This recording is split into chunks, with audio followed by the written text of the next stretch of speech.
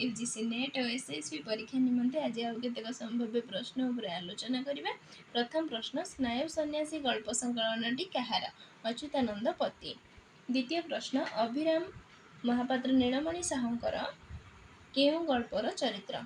अभिशप्त गंधर्व। यही गल्प संकलन पाई से 2टी पुरस्कार पाउछन्ति, केंद्र साहित्य एकाडेमी पुरस्कार ता सहित सारला पुरस्कार मध्ये पाउछन्ति।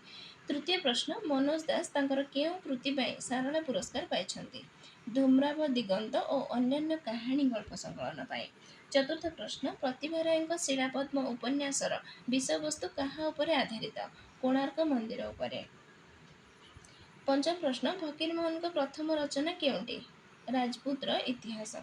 षष्ठ प्रश्न ओंकार ध्वनि गल्परे ओंकार बोली काहाको कुहाଯାଇଛି? मूक पिलार माँ डाकको। एही गल्पटी हेउछि रामचंद्र बेहेरांकर।